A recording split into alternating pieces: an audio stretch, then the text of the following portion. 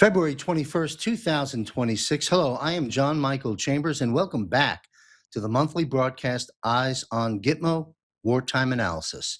This can be viewed at jmcbroadcasting.com and on our distribution network. And joining me today to discuss all things Gitmo, including a wartime analysis, is retired Brigadier General Blaine Holt, retired Lieutenant Colonel Matt Meck, and Mr. Wano Savin will be joining us shortly. And to our viewers, their biographies can be found by visiting jmcbroadcasting.com. On the upper left-hand corner, click Contributors, and you will see a photograph, a brief biography, and a link to their universe. All right, thank you for joining us. Let's talk a little bit about Gitmo. Gitmo update: sealed tribunals, mass arrests, and the collapse of the elite. Following President Trump's explosive declaration that, quote, there is no Joe Biden, end quote, long buried reports surrounding Guantanamo Bay take on a far more ominous weight.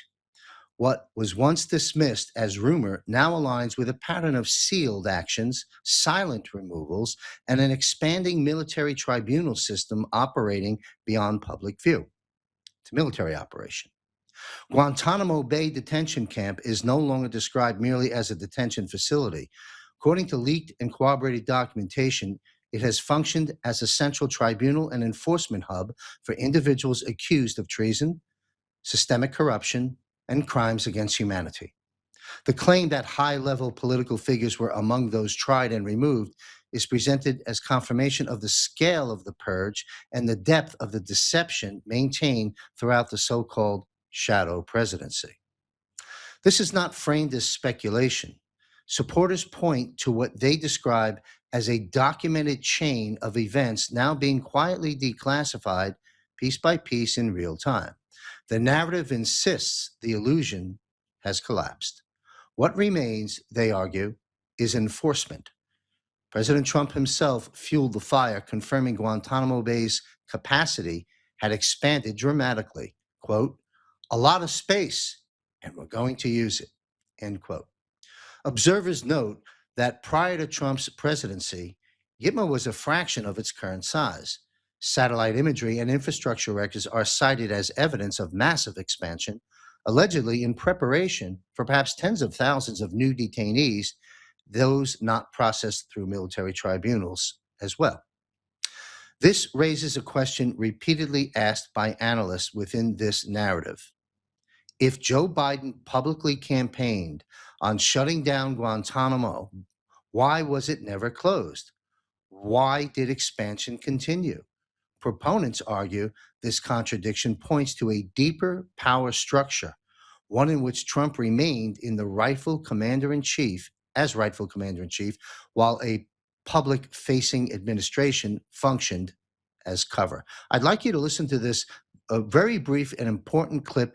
Listen to the response of Captain Pete Matasu when I asked the question concerning supposed executions of all kinds, and why isn't the public hearing about this? Run the clip, sir. Well, John, I think this is a highly compartmentalized operation. So a lot of that information isn't going to be made available to but a few people. And I live in the Jacksonville area, and we see the rotator flights that Matt was referring to, and kind of can see the frequency because they fly pretty much right over our house. And so, yeah, there are patterns that can be observed. I think, pivoting just slightly on that is the nature of warfare for your audience. I think many people have a concept that warfare is between uniformed personnel, wearing the uniform of the United States and other, armies or forces, for example. And that has changed, right? We saw, over the past 30, 40 years or so, the terrorist construct where, they weren't necessarily wearing uniforms, and now into the cartels. And I think for my time in the military, a lot of that was bifurcated. You could say that, a cartel, anti-cartel action was considered law enforcement. And I think that's no longer the case. I think we have, bona fide military targets in the form of these cartels. And one of the things that's important to do is before you conduct a strike, and I think we're to General Holt's point, the clock is ticking, so it's going to need to be clean and swift if you want to maintain stability within the United States and the populace. So to do that, there is the need for intel prep of the battlefield, gathering a lot of intelligence on who the players are, who they're connected to, and I do believe, as has been mentioned, there are strong connections to many, many politicians throughout our country. And so that intelligence is being assimilated, assessed, and cases being prepared and ready to pull the trigger. When? I don't have any insight as to that, but as to when that's going to occur, but I do believe that the clock is ticking. All right, thank you, Captain Pete Matasu, for that clarification and distinction. In 2019, congressional records confirmed provisions allowing remote public viewing of military tribunal proceedings at Guantanamo, authorized under amendments to the National Defense Authorization Act. While these proceedings remain inaccessible to the public, supporters insist this legal framework exists for a reason. Now, at the center of the claims are hundreds of thousands of sealed indictments, many still classified. These indictments are said to involve allegations ranging from human trafficking and organized exploitation to treason, biotechnological crimes, censorship, and mass psychological manipulation. Multiple civil and international filings are cited by those advancing this narrative, including lawsuits and tribunal rulings alleging violations of the Universal Declaration of Human Rights, crimes against humanity, and unlawful medical and technological experimentation. Now, according to these sources, warnings were quietly delivered years ago. Witness what you see on the screen. Envelopes, signals, symbols. Those who understood, understood. The message repeated across all leaked material is consistent. This was never meant to be public until it was finished. Where they go one, they go all. Two military tribunals. All right, let's bring our panel of guests on. I'd like to discuss with this panel in today's broadcast really four topics. We're going to discuss some aspects concerning the Epstein release, which is, in my view, an ongoing, just begun. We're going to discuss elections, very, very important. We don't get the free and fair elections, we don't have a country. And number three, President Trump's recent statement concerning aliens, and we're going to break into that, and then we'll cover those three issues. But before we do, gentlemen, and thank you for being here, retired Brigadier General Blaine Holt and retired Lieutenant Colonel Matt Meck, Chief of Staff of Juan's operation, if you will. Thank you, gentlemen, for joining me. Juan O'Savin, to our audience, will be joining us shortly. As you know, he's continent hopping and is due to land here in just a moment. Okay, this panel, and in good company with many others, has stated as we ramp up our efforts against these enemies, which is now unfolding on multiple fronts, that retaliation of sorts from those whom we are fighting in this war will ramp up, perhaps like the likes of what we see, say, in Minnesota, and perhaps far worse. Is there something, we'll start with Brigadier General Blaine Holt, is this something we still must brace and prepare for? Juan has spoken about America's near-death experience still on the horizon, as well as the U.S. dollar's near-death experience. So having set that question up, the question is pretty simply, do you still, sir, have concerns that the American people should brace and prepare for perhaps some treacherous times between now and July? Well, it's great to be with you again. If I go back a month ago when we had our last episode, I thought we did a more than sufficient job to encourage people that not only should you be in constant preparation mode, and that means mind, body, spirit. It doesn't just mean go get some cans of bacon beans and you're covered.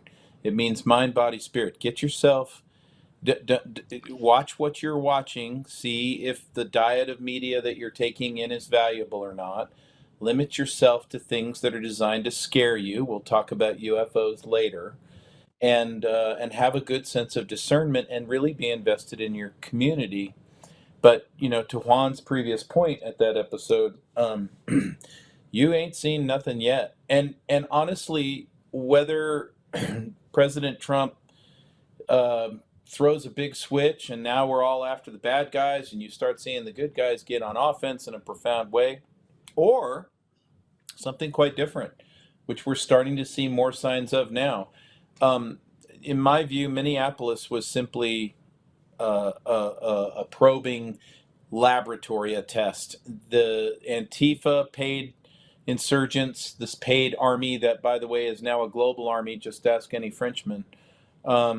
They did these attacks, these roadblocks, there was a couple killed, but that's now in a lessons learned department where they're going to take these things that they learned about the techniques, tactics, and procedures of the ICE and how the politics work, and they're now going to export this to the other cities and start operations. We see this in places like Boise, other cities where car rammings now are becoming pretty standard, and we're going to see more of it. So yeah, I think in the theme of the enemy gets a vote, as the enemy gets nervous that President Trump is about to engage with parts of this plan that only he and maybe one or two know. I think we're going to see a lot more turbulence on Main Street, and it could cost some people very dearly. And so you really gotta be galvanized in terms of being in league with your fellow Americans, no matter whether you think they're of your perspective or not. It's really going to be something quite phenomenal, I think, this year. Wow. Yeah. I mean, I'll use the term beta test of sorts in my own words, but the template is set from Minnesota, as you well stated, and now that's going to be very interesting, as you said, as the moves and the counter moves that will now be deployed throughout perhaps other cities. Thank you, sir. Matt, do you care to comment on the same line of questioning? I would agree. I mean, just today, we had a person who drove from New York to Nevada, drove his car, killed, he's dead, had massive amount of weapons in his car and drove into a power station, right, into a substation. That's not just a, oh, by the way, target. I think certainly he just didn't do that incidentally. That was a reason why he did that. I think you're going to see more of these type of things where you're going to have civil unrest. Hopefully not civil war, but civil unrest. And John, I'll just leave it at one point here. And I'd said it on another show a couple of days ago, something we're involved in out here. Peter Tickton is aware of it. Trump directly was made aware of it. Kash Patel was made aware of it. Secret Service was made aware of it. In part, it's led with 18 attorneys general and others who, out here in Nevada, had indicated to some folks that Trump won't even exist in 2 years. And that was April of last year, they said that. These people have a plan, they have a concept of operations, and they're confident in whatever they're doing, that they think that, and whatever that means, exists. But they say Trump will not exist in 2 years. So, yeah, I think we're about to batten down the hatches. I think it's going to get pretty stormy, John. Yeah, and I think our audience understands that language. Trump won't exist. And I don't even want to utter the words that indicates. But you know what? God has a plan. Trump has a plan. And but these are dangerous times. Matt, you mentioned this individual that drove into the power station, let's call it, or whatever it's called. I haven't followed the story, but the little bit that I've seen, it's my understanding the individual's dead, right, as he busted through the gateway, if you will. But he had explosives in the car. If that's the case, there could have been a point that Blaine Holt is discussing here about more issues on the horizon, separate from the mayhem with Antifa on the street. If he had blown up that station, that would have wreaked havoc in a lot of areas, one would assume, right? I mean, is that accurate? Were there explosives in the car? Did you pick that up in the story? there were explosives in the car. And you're right. I mean, and General Holt knows, Nellis Air Force Base is here. Creech Air Force Base is up the road here. And literally, I'm sure Blano's flown into Nellis. The power station the substation that powers Nellis, it's not in a very protected area. So these targets, and we've warned against this. I know that it's called the Coalition for Protecting the Grid has warned about this, and it's a critical infrastructure, much like the election system. The power grid is a critical infrastructure, and our power grid is quite vulnerable. And from a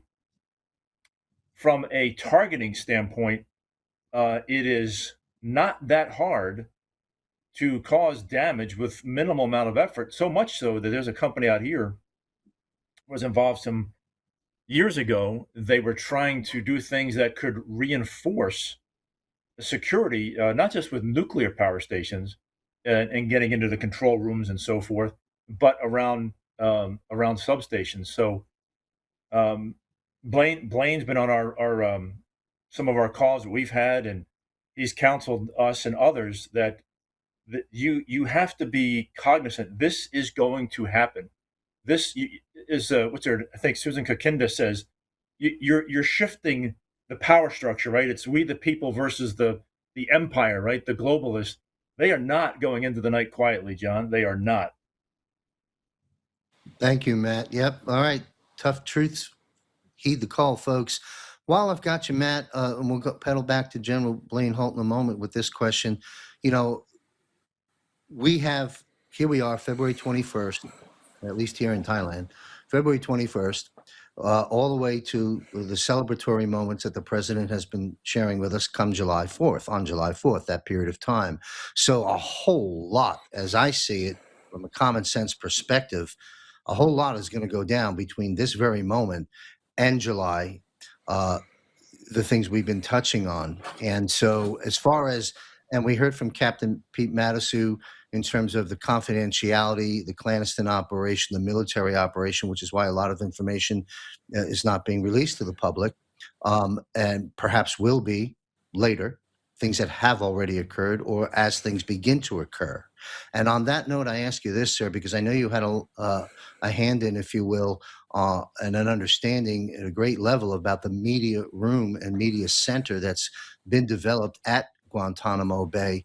Do you have any insights at all, and if not, any opinions about when that media center will officially be launched, and anything surrounding how the pool of press will be invited in there, what you see in terms of will we see things in real time, or will we just report? I mean, what do you know about all that? And take all the time you need, because this is fascinating. This is unprecedented. This has never happened to the best of my knowledge. And I think this is just what the American people have ordered. We want to know what's going on. When do you think that media center will be launched? Let's begin there, and take us any way you like in that space, Matt, please. My best guess, and I'm not in communications with somebody in the White House or the Pentagon or anything like that. It's just having people who are in various locations who will relay information that they can without revealing or causing any national security concerns. I would say, John, there's something to look for on the near horizon. And something was going to come out today out of Fulton County, but I think it didn't because of the SCOTUS ruling on tariffs, which, by the way, wasn't the end of the world. It said, hey, you can't do it this way, but Supreme Court basically said, Kavanaugh and the Senate, you can do it this way, which is what they're going to do. But you are going to see significant foreign intrusion into our election systems. I mean, significant, earth mind-blowing, shattering type of thing, going back to at least 2019. And my best estimate, and as General Holt says, no one has a crystal ball, that is a predicate that then I think you're going to see other things flow out. And don't discount the fact that what did the grand jury in Florida just do?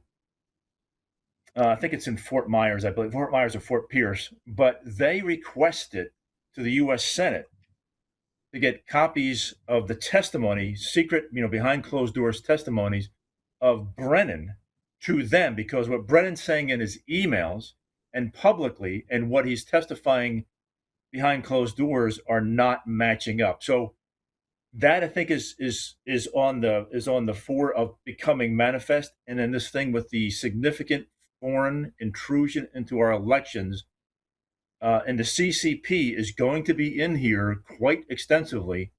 You are going to, I think, see that as maybe a forcing function or predicate action for more actions at Gitmo, John. And for that media center, going off of historical precedents, what they will do, I don't know if it would be, if it would be recorded live, I'm not sure, but I know that journalists will have access to watch it in real time.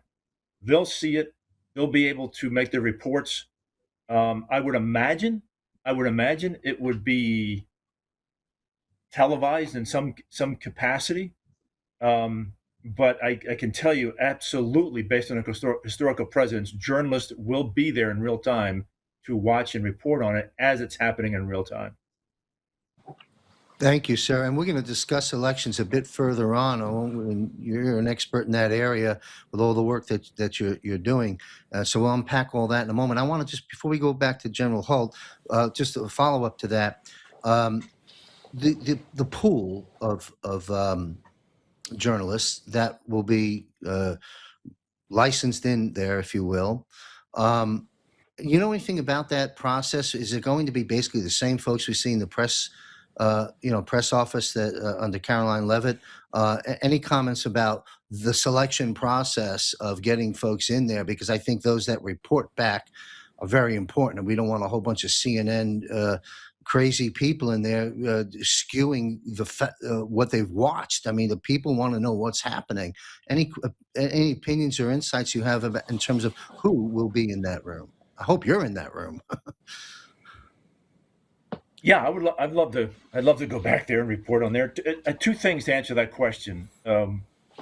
One, I think it's going to be what Fabrizio Polster had just said. He talked to a meeting a couple days ago in D.C. You had Susie Wiles, you had some members of Congress, leaders, you had cabinet secretaries, and some of their senior aides. And Fabrizio said, "Stop talking to the corporate media. Folks are getting more and more on both sides of the aisle, and I do agree with Plano. There is no aisle anymore, but on we the people versus the empire controlled, globalist controlled power structure is it is going to be the media forums like this, like Blano's podcast, like Real America's Voice or OAN or Nino's show or you name Space Shot, Jaco, those kind of things, I think, and their liberal counterparts, I think, would be good to bring in this equation, because that's where people are actually going to, right? They do not trust corporate media. And the pollsters are seeing that the public in general, at large, is turning off corporate media, and they're wanting to get their information from slices of people that they trust with integrity. They know you're not going to blow smoke up their keister, and you'll give them the best information you've got. So I think you're going to see that. And then my guess is maybe some of the reasons why the Pentagon had that. These are the rules you now have to comport by if you're going to be in the press pool in the Pentagon. I would not be surprised to see that same. And there's some people in there, I'm not sure how they got in there, but you have maybe that same kind of a pool that would be down at Gitmo. It would be my guess, because that's something that the Pentagon can have confidence in, and at least they gave the thumbs up already on who's there. Thank you, Matt. And to our audience, dangerous times, clearly, but very exciting times as we're in the final throes of restoring our constitutional republic, and fascinating. So we'll stay tuned to activity coming out of Gitmo down the line. Thank you for all that insight, Matt. General Lane Holt, you want to comment on the media center before I move us into Jeffrey Epstein? Yeah, I'm going to advance an idea that, may not be a popular one in the administration, but so much has happened with the Epstein files. Whether you like or love her, or you think she's got some sort of altruistic point of view, whether you're unwaverable on your support of what's going on in the FBI and the Defense Department or the Justice Department, doesn't really matter to me. What is very true is that I don't know that there's ever been a time in our 250-year history that the credibility of the American government, all branches, has been lower, has been more suspect.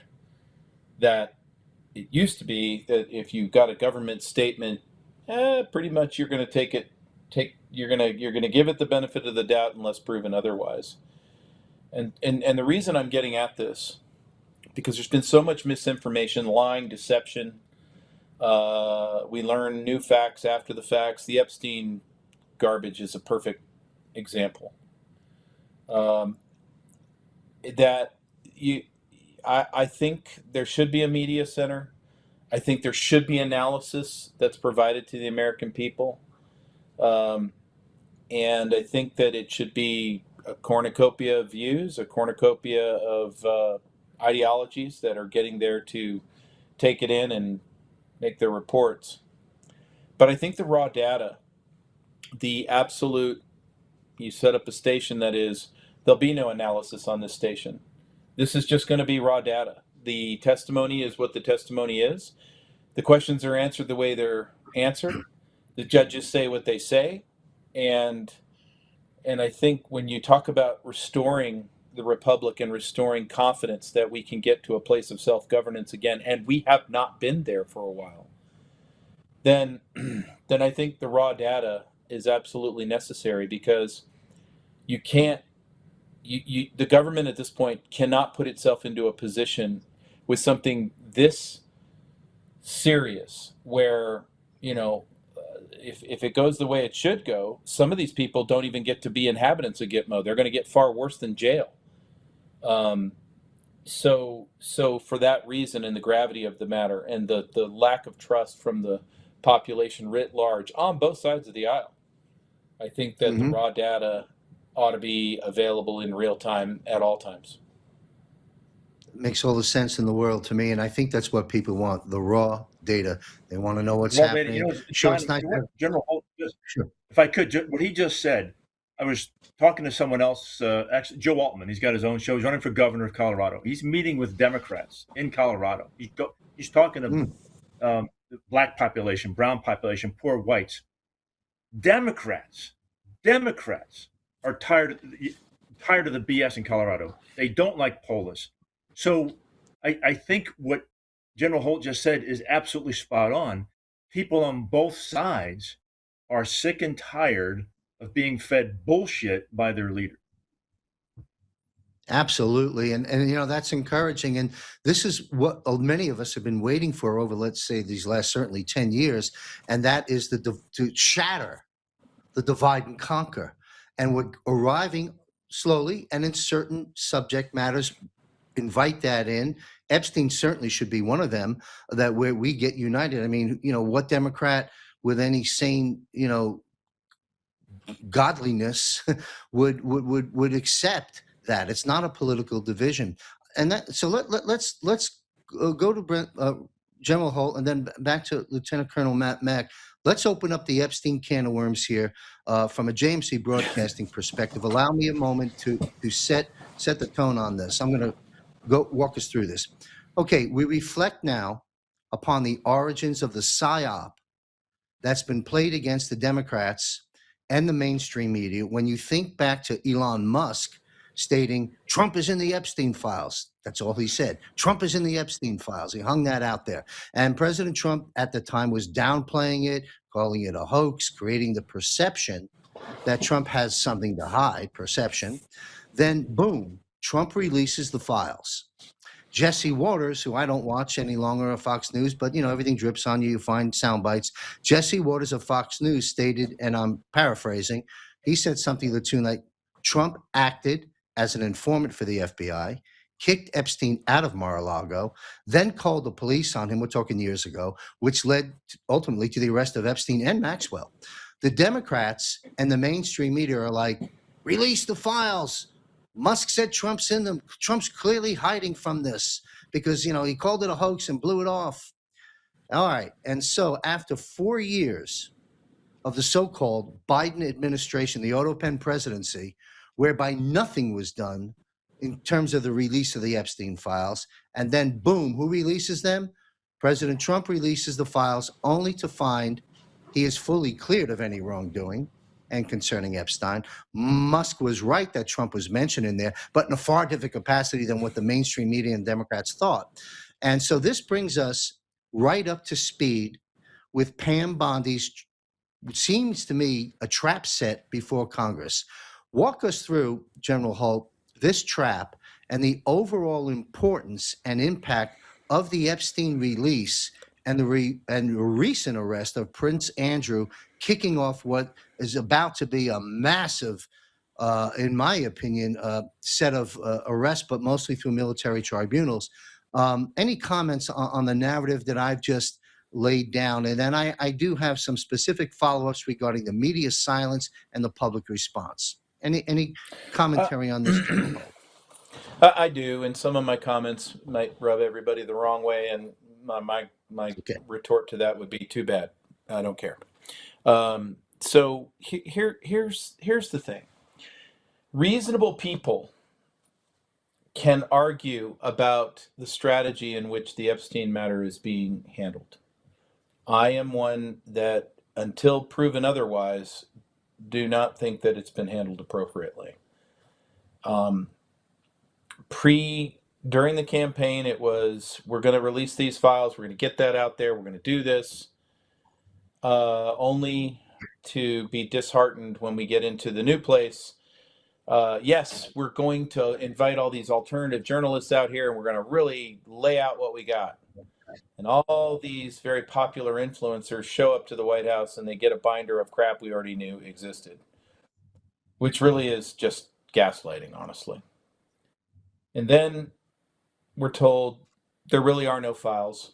And then we're told it's a hoax. And then we're told by Kash Patel and Dan Bongino, no less, that, well, Epstein really did kill himself, even though pre-campaign they had argued something quite differently. And Joe DeGeneva said, as a medical examiner, that's impossible. He didn't kill himself.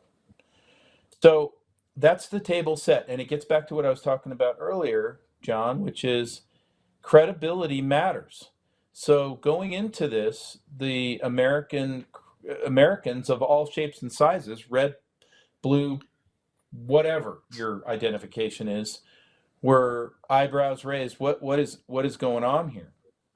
Now we get a release.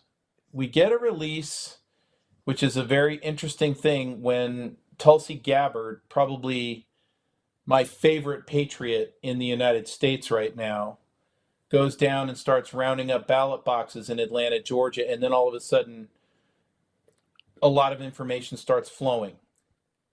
And then now the Congress is going to get some information, and oh, look at all the black boxes on all the pages, even though there's still some damning things in that release. And then we find out that's only about 3% of the entire damn thing.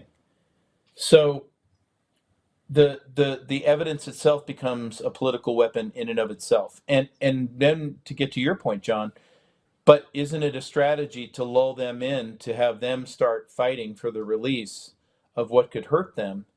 Again, there is no aisle. I think this cuts both ways. I think it's going to hurt a lot of people. And that got confirmed. My idea here gets confirmed by A.G. Bondi herself when she said, if we took all this on, the system itself would collapse. Well, this might come as a great shock to not to the president, but to his people. That's exactly what we voted for. If it needs to be burned down, then burn it down. If you think kids are not worth it, if you think the sick treatment of children and women that we can see so far is not worth it alone, Well, then you don't know the American people and the American people's values. You don't understand their relationship with the Creator. You don't understand one nation under God. So if it were me, and if it were me to advise the president, rip the Band-Aid off. No, everybody understands that if the president were truly implicated in anything Epsteinish, then they would have gone after that and they would have sunk his ship long ago. But we do see people on the president's team who now have problems that they're eventually going to have to answer for. And by God, they should answer for them. I could care less who's on the president team. I have no loyalty to one of them. Loyalty is to the Constitution. Loyalty is to God. Everybody else gets due diligence. And what I think should happen now is just release it all. Take off all the black boxes. And if the system collapses, well, then we'll just be that much faster to self-governance and us taking back our republic. If there's 535 open seats in the Congress and the Senate for us to reclaim, I am quite confident that in a country of 340 million people, we can go ahead and find 535 people to sit in those seats and do the best thing for this nation. We don't need Washington, D.C. as a life support system for America. The swamp gives themselves way too much credit. The swamp thinks that they're necessary to the running of this country. In fact, they're an impediment. And I applaud the president for his strategy and that he is fighting alligators on all sides. I do. I absolutely pray for the man every day. But I wish that he would take a very critical eye now as we go into this very critical phase about the people who are in his circle, on his team, in his party, that have other equities, other agendas, and other histories that now need examination, because let's say the bad guys win. Let's say the Republicans hand over power to the Democrats. Let's say the president's impeached a year from now. Is anybody confident that we're going to be on a track to resolving anything in America? I think President Trump is our chance. He is. Oh, yeah. But that doesn't mean that a loyal American who's loyal to the Constitution doesn't have a critical eye towards this Epstein crap, because it already undermines credibility where reasonable people are like, I don't believe anything anybody tells me anymore.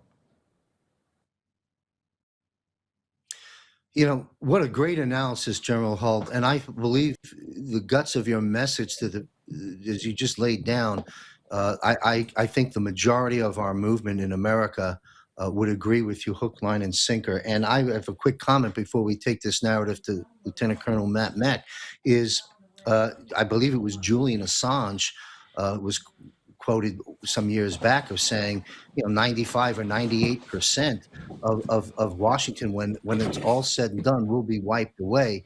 And to your point, the sooner the better. We have continuity of government. We'll take care of business until we're reseated. I think that's ripping the Band-Aid off. Lieutenant Colonel Matt Mack, do you want to weigh in on this Epstein matter? And I've got some follow-up questions for each of you on this. But go ahead, Matt. Yeah, I mean, I have seen some material. To say that Epstein was not an intel asset is not palatable. He was. To say that Epstein didn't kill himself, highly disagree. And I would echo what General Holt was saying, and I've become friends with Mark Mitchell, a pollster, and through him and others, Richard Barris, the People's Pollster, Mark Mitchell, the Honest Pollster. And John, what do you think the administration needs to understand, or Trump? When Trump speaks from the heart, I think he connects with the people the best.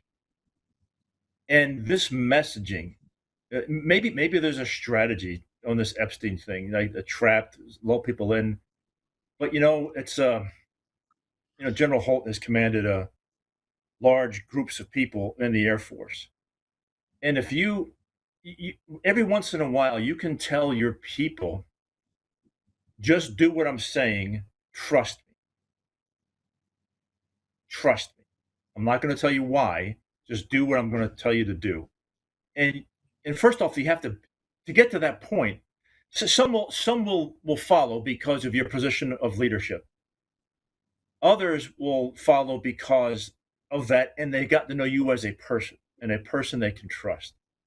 Well, right now, this wilderness of mirrors, people don't know what the hell's going on. The base, John, I'll be honest, the base is not motivated. The base is not motivated to get out and vote because the economy is not, it's not hitting yet down to everyday men and women, right? So that just clear ass facts. It'll get there, but it's not there yet. Number two, not moving fast enough on election integrity. I'm just telling you what the base feels. And number three, with the Epstein files, it's as screwed up as a football bat. And so the base is not motivated, and anybody doesn't think 2026 isn't going to be a base election is smoking some dope.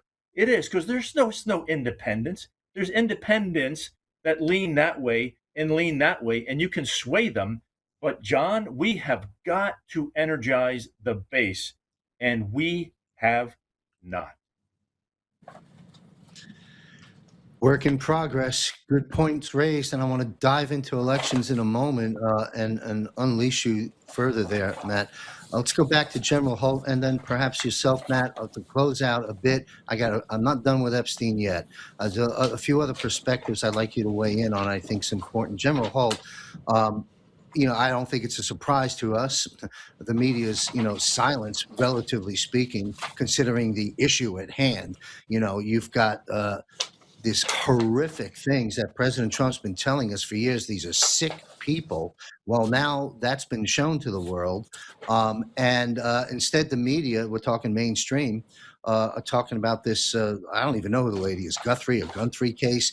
Oh, yeah. They're not discussing it. What's your take on the media silence? And as part two of it is the public's response. I also see different responses within the public, whether the Democrats or Republicans, doesn't matter. Human beings in America and the world. You have here some people that are just like, if it were a newspaper, they're like, oh, wow. Oh, they're eating babies. Oh, let's go to the funnies in the sports section. It's just like they're numb. Then you've got people that are furious. And you got people that are crying, and God prevent people jumping off of bridges, maybe. You've got a whole lot of different segments of public response, and of course, mainstream media not covering it. What's your views of the psychology of all that? You're going to see more of this, unfortunately, I believe. This is my prediction. You're going to see newsrooms that have interesting relationships with intelligence directorates, that have interesting relationships with people inside of government and big banking interests. This all rolls up to the city of London, by the way, which is the British Empire and a new form of it. But when they can't explain something comes out about cannibalism of children in the Epstein files, then if you're the guy who's directing news at mainstream news network X, you get to a place where nobody's told me how to handle this. I don't have any talking points. I don't know what to do. And when you don't know what to do, what you do is nothing. You don't cover it at all. When it doesn't fit your narrative, you don't cover it at all. We've seen this time and time again. And so then what you start to see in society, we're going to talk about UFOs later on, is distractions. Throw something else out there. Put something else into the news stream. We can't talk about this. Why? Because we don't know how to talk about it. We can't handle that. Because then America might start asking, why aren't we deploying legions of investigative reporters to bypass this drunken theater that the Republican Congress puts on, and they call it oversight every week, to bypass them and to really investigate these things as we, the people? Well, the reason they don't do that is because they've been co-opted. They've been compromised. And America knows it. America absolutely understands that. And that's why America comes to podcasts like this, X, and other places, and does their own research, because they're trying to figure out, are we heading for financial calamity? Are we heading for a civil war, a global war? What the hell's going on? Because nobody's telling me that I can trust. Trust has reached a dearth, and it's because the journalists and I don't mean the ones that are just trying to get a paycheck and get home at night. I mean I guess 3 to 4 families that own media companies in this country. Um, they've got other interests, and they want to control you by controlling information, and that's a real bitch now that platforms like X are out there. Hmm. And people develop trust relationships with folks over time that they've scrutinized and they've watched, and they've said, you know what? This one hasn't lied to me. I'm going to keep listening. This one Hmm. tends to say things that are uncomfortable for everyone. I'm going to stay there. But um, the public is mollified because they understand right now with their own representation, they're not represented in Washington, D.C. anymore. They're not. They're that umbilical cord to the constituencies has been severed, that it's the money machine in DC, it's the go along, get along. And if you need any better example, just go to the SAVE Act nonsense, and the guy who's charging the Hill to stop the SAVE Act or having voting integrity in this country is no less than Mr. Pre-dementia Mitch McConnell, the great Unbelievable. Republican, staunch conservative. Yeah, and then let's go examine the president's own party. Thune hasn't confirmed any of his judicials. Most of them have not, the attorneys. They hold that up. They haven't codified one executive action. They're working hand in glove with Schumer and the rest. Why would that be? I think you have to go look at what Matt was saying about election integrity and foreign interference. Because if you think that the foreigners are not vested in co-opting our country through the very Yep. corrupt people in the swamp of all ilks, well, then you're wrong. You'll find fingerprints from Russia, China, North Korea, even so-called friendly countries, which, if I named all of those right now, we'd probably be off the air. In other words, we have a serious problem, and the problem is the swamp. And the swamp has become a wholly owned subsidiary of the City of London. Thank you, General Holt. The next line, I'm not done with Epstein yet. You got to talk. We're going to talk about the Clintons before we exit Epstein, and we're going to get into elections and unpack that. And I'll set the stage for it. Thank you, sir. And your analysis is spot on, in my opinion, when you said, the mainstream media, if it doesn't fit the narrative, they show up to work. They don't know what to do, so they don't do anything. Matt. Lieutenant Colonel Matt Mack, do you care to comment on the media's silence and the public's response before I open up the Clinton can of worms? I think it's entirely predictable that the media is going to be silent because they're not independent anymore. I mean, they rely on those connections with government sources to break the story. How many times you hear on background or on this? It's an oxymoron to think we have independent media. If it's corporate owned, I doubt it. I mean, maybe where General Holt is on, like Newsmax and RAV and OAN, those do better at it, certainly. But you have this familiar relationship with media and government officials, where it's like a self-licking ice cream cone. And I think we'd all agree on this show, and I bet your audience agrees. I want a pit bull type mentality of just follow the facts from a journalist, irrespective of politics or anything. Just get me the facts. Go dig and dig hard.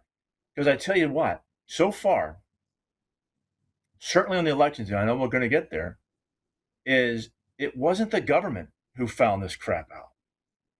It was citizens who engaged and wouldn't shut up and were threatened and were figuratively nailed to crosses and destroyed, who said, no, something's wrong. And we finally got the information, both from domestically and globally, and gave it to the government. And now they've said, and I agree, Tulsi is save for President Trump, Tulsi is my favorite patriot in the administration. She is a godsend. And she has taken action and she's doing it well. But John, it took citizens, and even, I don't know if it was Tulsi herself, maybe some of her folks at ODNI said, we owe these people, and I won't give all the names out, a round of applause. And some, I will give two, Martine Rodil, it was Gary Bernstein, former CIA, certainly Patrick Byrne, who helped fund all this, expended almost his entire net worth to do this, because he said, not even been in the military, but he understands what Blano and I believe is that our oath to the Constitution, we have a republic to save. The republic, not a government, not a president necessarily, but the Constitution and the republic.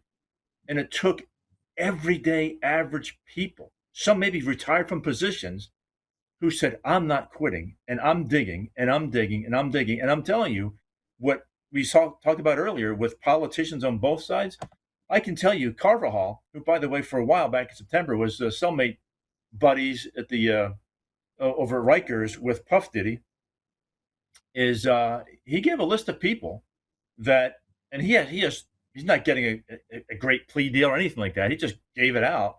Here's what we've done. Oh, by the way, here is a list, and some of the lists you saw going around on X and so forth, BS.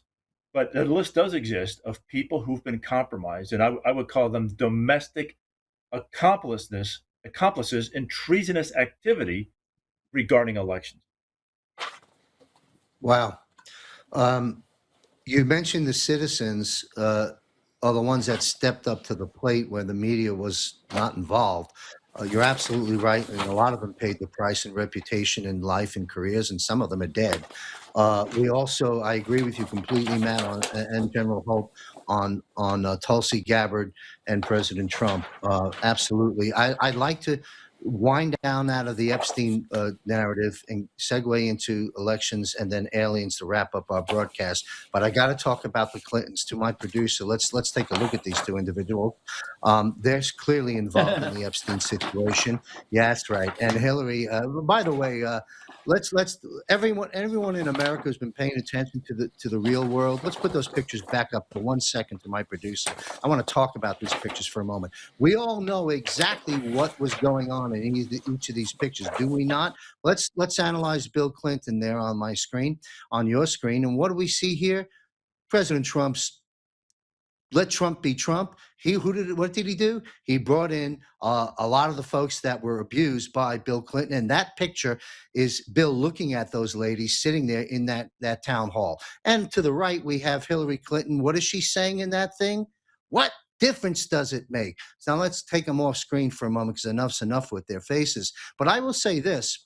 They're front and center right now, at least seemingly, in this war with the Epstein. And I've seen clips of Hillary stating, my husband was on that plane many times for charity needs.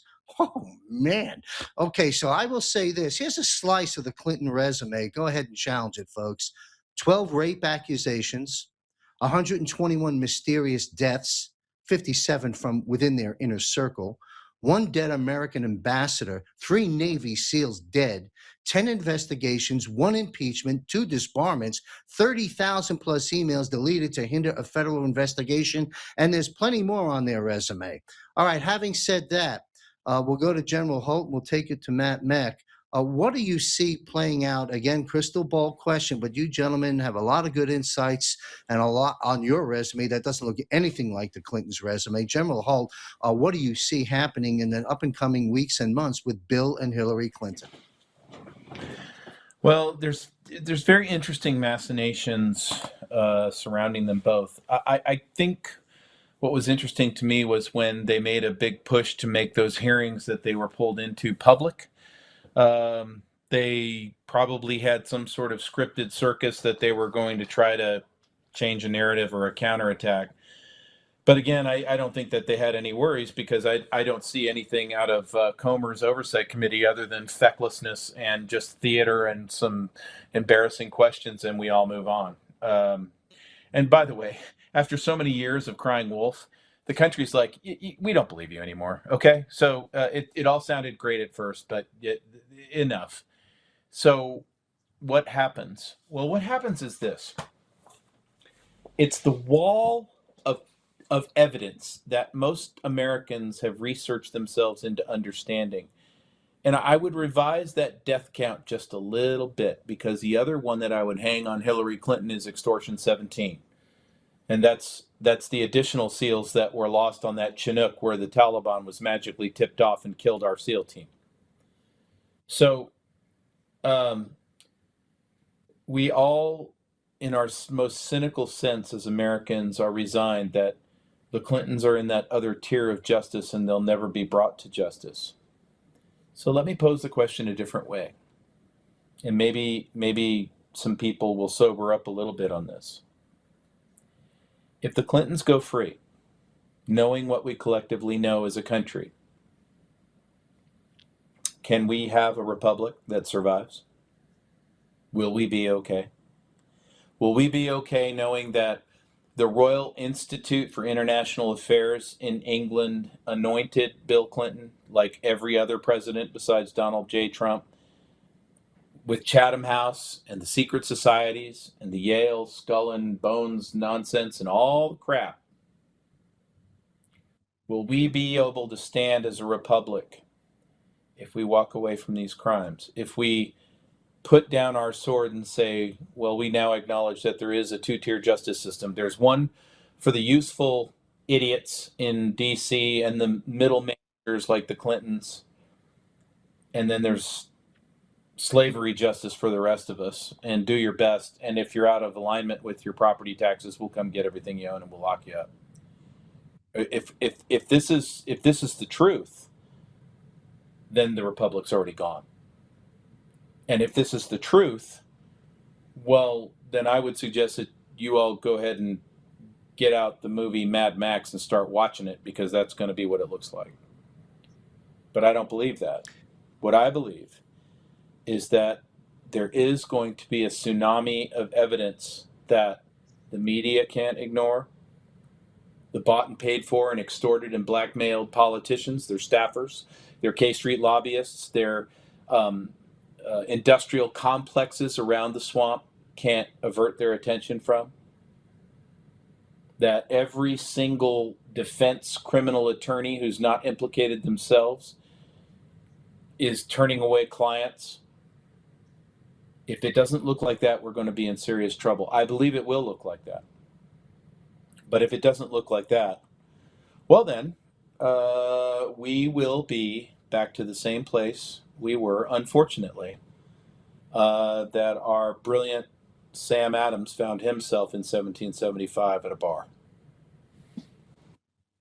What brilliant analysis. Thank you, sir. And freedom hangs in the balance here, folks, so keep your eyes on the Clintons. Matt, Mac, sir, you want to weigh in on that? And then we're going to get into the elections.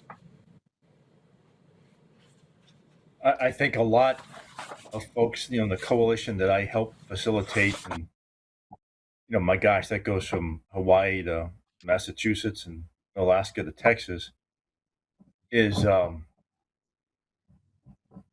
think if they see it, maybe this is the kind of the exposing of information. But if they see action then taken, and if referrals are made and action taken by DOJ on this, then I think we're down the path that the good side that General Holt was talking about, and not the Mad Max side, because many folks, and you've heard the Republicans say this before, many folks in I would say the MAGA base are like, oh, this is all well and good. Comer's having a hearing and they're testifying, but even though they have the power, there is a prison at the base, in the basement of the House. They can arrest people and they can imprison them. The House has that power. Leadership has that power. They haven't used it, I think, since the mid 1800s. But Wow. there is a prison there.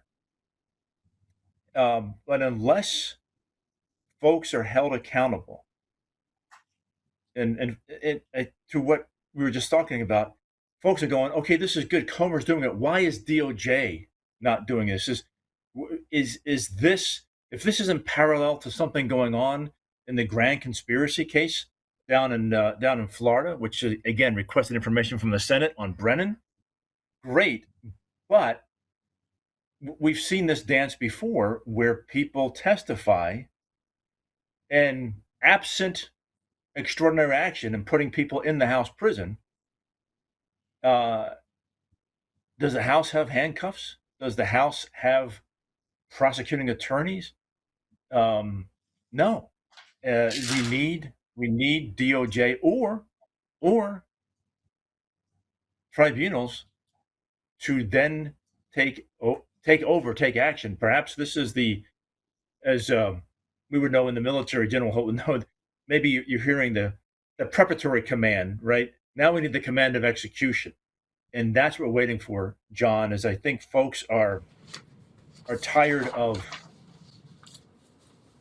seeing the same trailer, but never seeing the conclusion to the movie.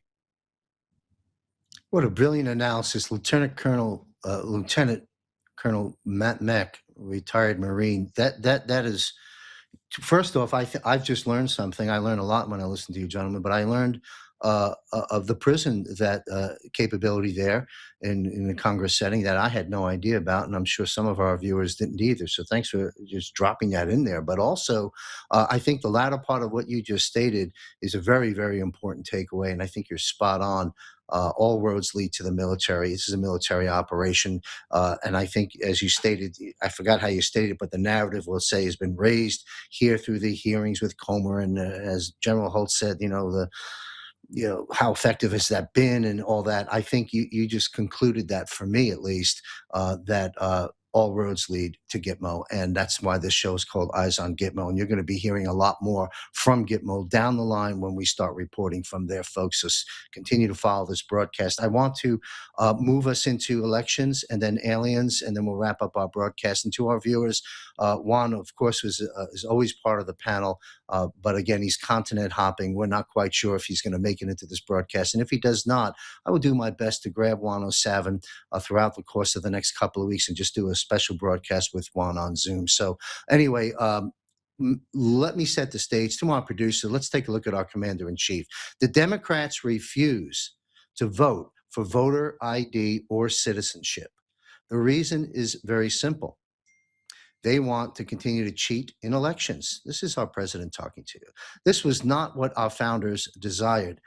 I have researched the depths, the president says on this public post, of legal arguments not yet articulated or vetted on this subject, and will be presenting an irrefutable one in the very near future. There will be voter ID for the midterm elections, whether approved by Congress or not. Also, the people of our country are insisting on citizenship and no mail-in ballots, with exceptions for military, disability, illness, or travel. For example, I'm here in Thailand. I can vote through the process at my embassy. Thank you for your attention to this matter, President Donald J. Trump. Now, that's an extraordinary post. I'll continue. The president also said, America's elections are rigged, stolen, and a laughing stock all over the world. We are either going to fix them or we won't have a country any longer. I am asking all Republicans, big part of the problem, I'll add. President continues, I'm asking all Republicans to fight for the following: Save America Act, which is, you know where that's going. 2, all voters must show voter ID, identification, what a concept. And 3, all voters must show proof of United States citizenship to register for voting. And the president concludes in this post, no mail-in ballots except for illness, disability, military, or travel. And as Juan has stated, perhaps part of President Trump's legacy will be, and there's Juan, he's joined us, thank goodness for that. Love to have him weigh in on this. Juan has stated perhaps part of President Trump's legacy will be restoring sound money and free and fair elections. Some on the other side, and a few, but even still some on our side, say, let's move on from the 2020 election like it doesn't matter. That's like, in my opinion, ignoring that narrative is like ignoring evidence of election fraud because the election is already over is like ignoring a murder because the victim is already dead. We're going to start with Matt Meck, who's been a lot of work on the election issue. Then we'll take it to Juan O'Savin. Thank you, Juan, for joining us. And then we'll close out the election issue with Brigadier General Blaine Holt. Matt, you work very much on voter integrity on a coalition.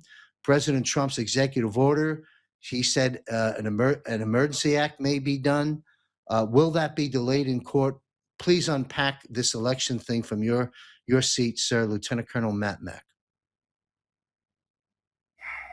I think, let me break it down a couple of different things. I know you're going to see the classification, probably by Trump, might be by Tulsi, but probably by Trump, talk about unprecedented, significant foreign intrusion into our elections.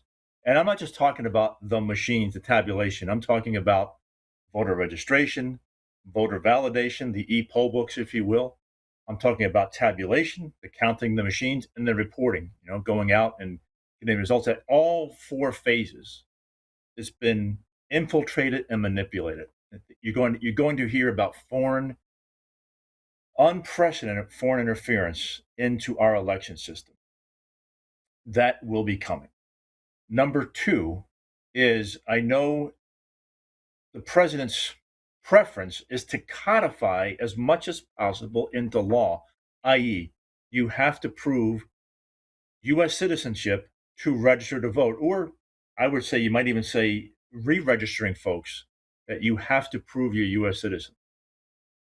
You then have to show voter ID when you are voting to show who you are, who you say you are. And then, of course, limiting any of the mail-in ballots. So that he's trying to do. I know also that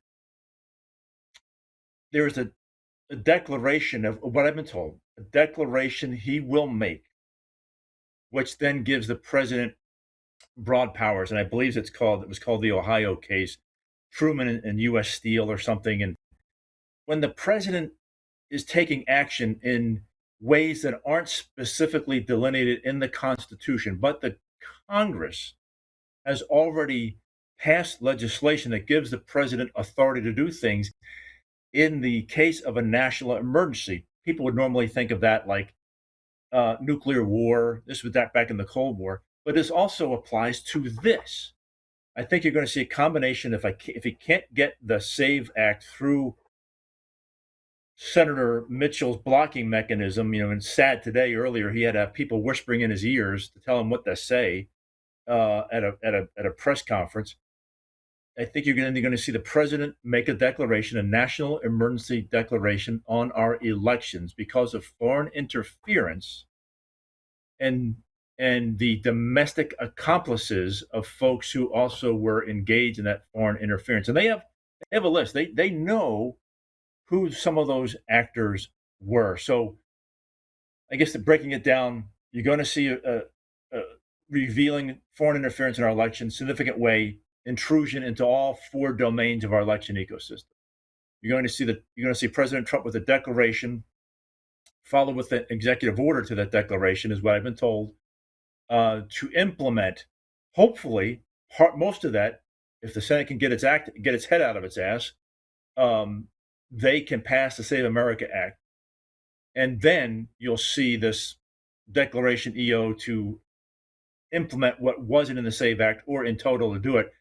But I can tell you from somebody who knows Trump very, very, very well, close friends, very close friends, he said, I'm quoting, Trump understands if machines are used in the 2026 election, it will be stolen, it will be rigged. We lose the House, we lose the Senate, he gets impeached, he gets convicted, he goes to jail, his family goes to jail, probably his grandkids go to jail, and we all go to jail. And I'm talking about jail in a mass way. Look at Susan Rice. Look at her little dithering on social media earlier today, where she's talking about, we are going to basically take vengeance on you corporations and so forth who bended a knee to Trump. We're not going to forget. We're coming for you. This is what's on the horizon if Trump doesn't do this. And based on going back to what General Holt said, he is the man for the season, and he can do this, and he knows he has to do this. He just hopefully isn't blocked or muted or stifled, John, by some on his staff. Thank you, Matt. I'm going to stay with you for a moment, Matt, with a couple of follow-ups because you've got a lot on this, and I appreciate it. We'll go to 107 and General Holt in a moment. If I understood that correctly, well, clearly the Save America Act, in my humble opinion, probably is not going to make it through the Senate the way we would like. And it seems the president has some, as you stated, I want just a follow-up question for clarity. With the quotes I read from the president on those public posts a moment ago, and with what you just said, our safety net, for lack of a better word, is the president will, not outside of his authorized powers, he will be able to override this and see that we have free and fair elections. But we would prefer to go through the standard process, which is the Senate. Quick question, Matt: how important right now, since we know the system is completely corrupt, how important are we're all focused on the midterms, and rightly so. How important are the primaries right now, and what concerns do you have there?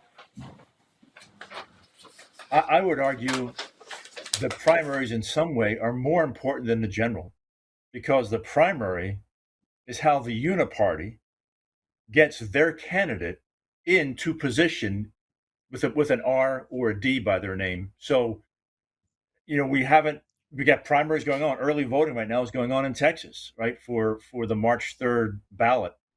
But to your point, John, yeah, I would argue we've I don't know if it's just because we couldn't move fast enough. I mean, Juan's in this group and so forth, we had put out something, been requested by folks in the administration. We had put out something, ironically, 17 pages long, a proposed follow-on EO to Trump's first EO on election integrity that explained all this. We gave it to them in April of last year. We would have liked to see it earlier for the primaries. We didn't get there. We're not there. But my argument to you back is that, yes, the primaries are at least equally as important, because that is where the uniparty selects, manipulates to get their person into position. Thank you, sir. We've got 107. Thank you, Juan, for jumping through hoops and being able to join us here. Man needs no introduction. Juan, you've been listening. We're talking about elections. You're stated on the record saying that one of Trump's legacies, besides restoring sound money, will be restoring free and fair elections, first here at home and then exporting that throughout the world. How would you like to weigh in, Juan, on the election narrative? Because it is very important, as you well know, sir. Well, and by the way, I apologize. I had a board meeting. One of the things that I have to do as a responsibility, and somebody called for it earlier today, and I needed to do that, and it took a little longer than I expected.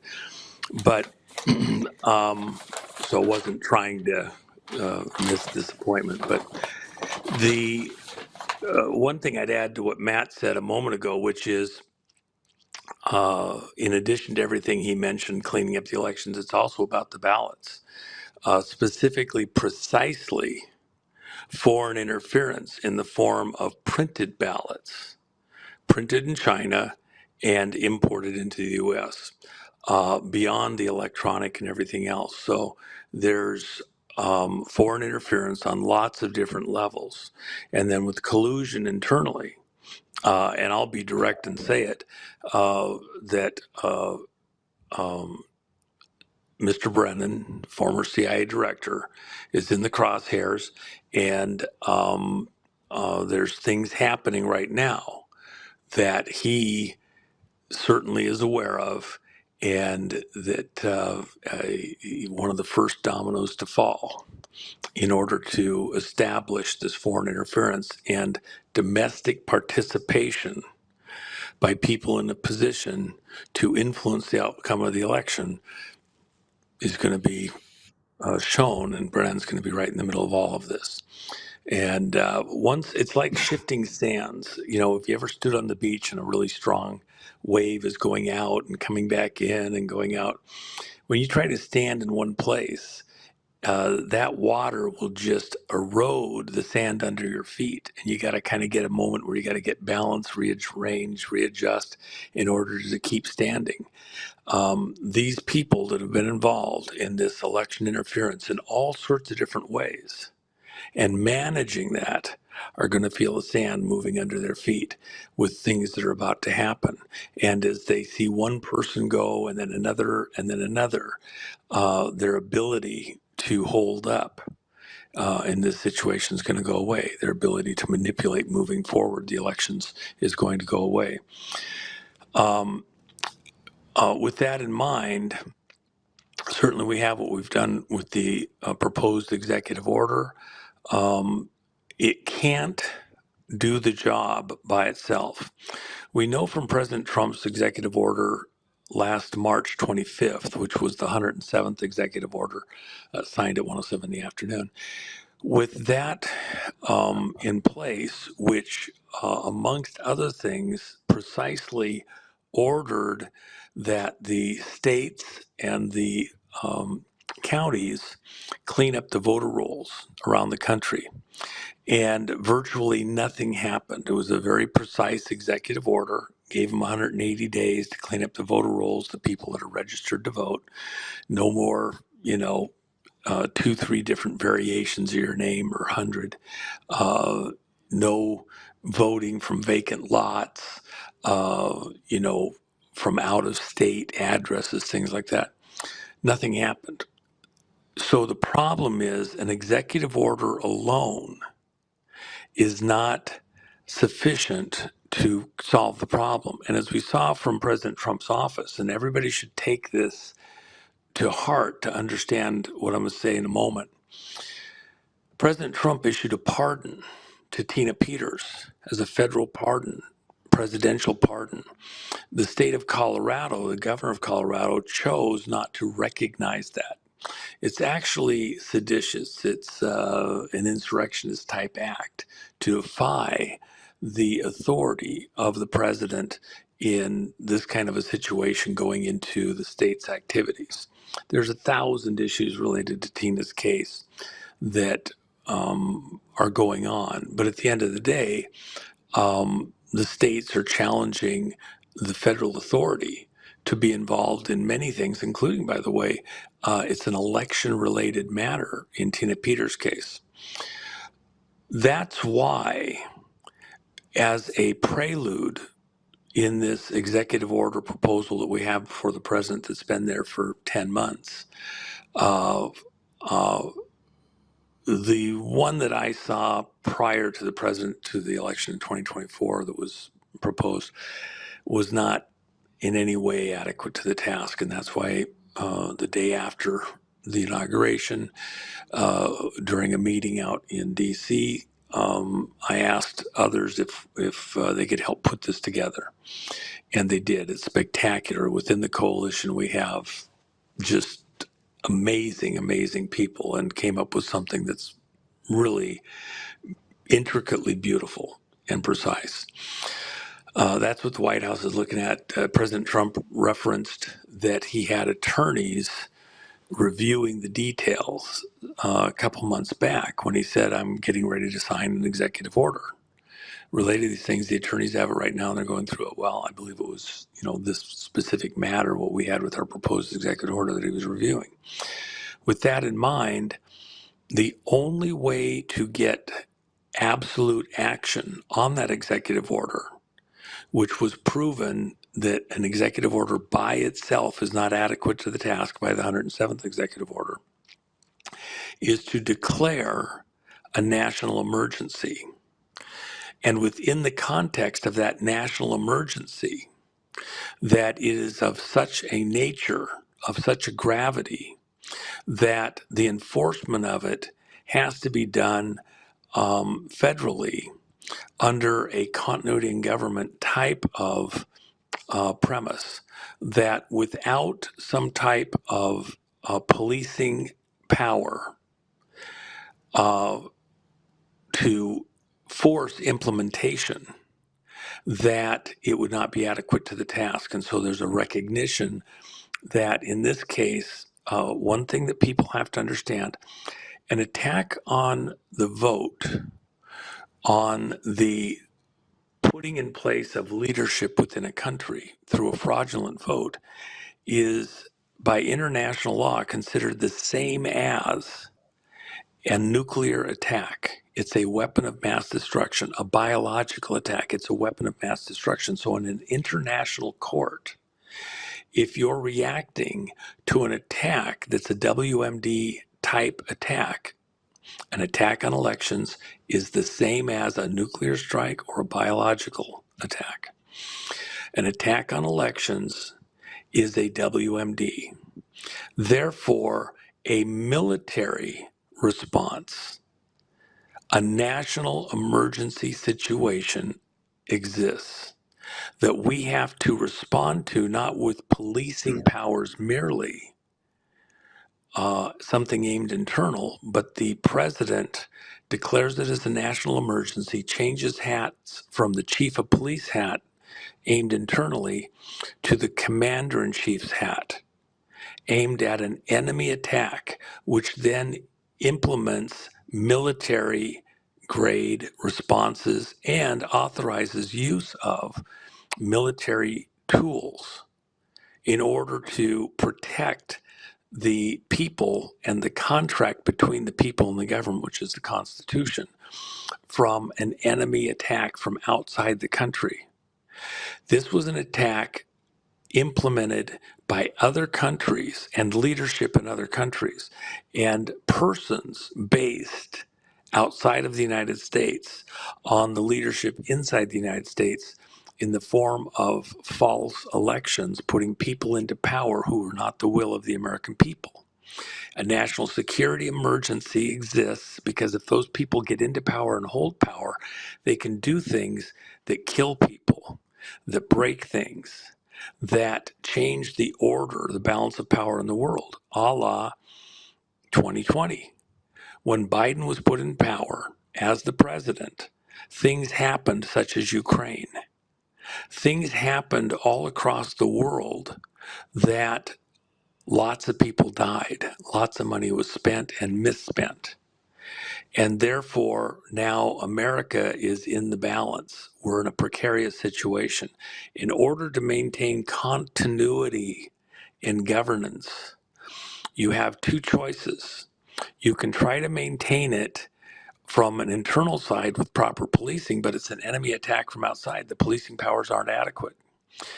There is an argument that the continuity in government operations should go to those that protect continuity in government between elected administrations. Who has that power? And it's by executive order under Jimmy Carter. It's the Senior Executive Service, helping to maintain continuity between elected administrations and government across the country to keep a flow going, keep the lights on, keep things happening. However, when it's an attack from outside the US, that triggers certain protocols, which in this case go back to the 1954 code, which was put in place as nuclear weapons came online, and protocols that we have to follow using such a tremendous, massive response capability to these huge weapons of mass destruction, nuclear and beyond. And within that continuity, NORAD and these military systems have the authority to protect the people and, by extension, the Constitution, the contract between the people and their government against a WMD attack that could destroy the country and allow people to take power within the country and control the country, for example, as an occupying army or through mischief. And it's even so broad as to include the concept that aliens could come from outer space and try to take over the country, and we have to somehow maintain the legal authority of the people within the United States, living within the boundaries of the Constitution, to protect themselves from an attack and to re-establish a proper order of elected authority over their country and their lives. With that in mind, that's exactly what President Trump, the premise that he's working under. We've been attacked internationally. The proper authority to respond isn't senior executive service exclusively, who in fact Trump is actually in its main fight with in many ways, a very captured operation by the Globalista, by the way, tied into operations in Britain that are similar with similar related organizations.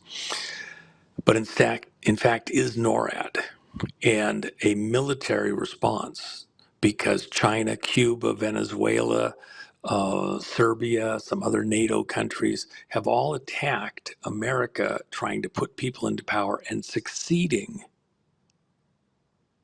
in putting into power people who were not the will of the American people.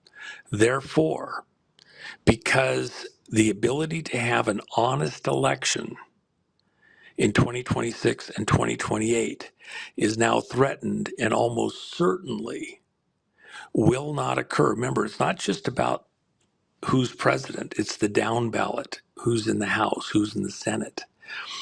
The down ballot is in many ways even more important than the presidency, other than the senior authority of commander in chief, which is why the role of President Trump is so critical. With that in mind, in order to protect the contract between the people and their government, the Constitution, President Trump, Commander-in-Chief Trump, will implement a national security emergency. There's various bases and exactly what he chooses to use as his authorities for declaring that national emergency haven't been completely, fully, exactly expressed yet.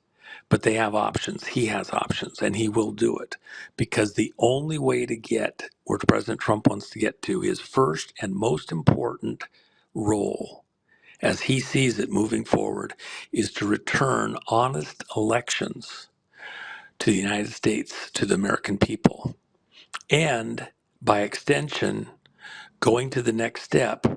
Remember, the people that are testifying before grand juries right now here in America, and close to where I am this second, here in Florida, the people that are testifying have said they not only cooked the elections in America, 2020 and other elections also, they cooked them in 71 other countries besides the United States.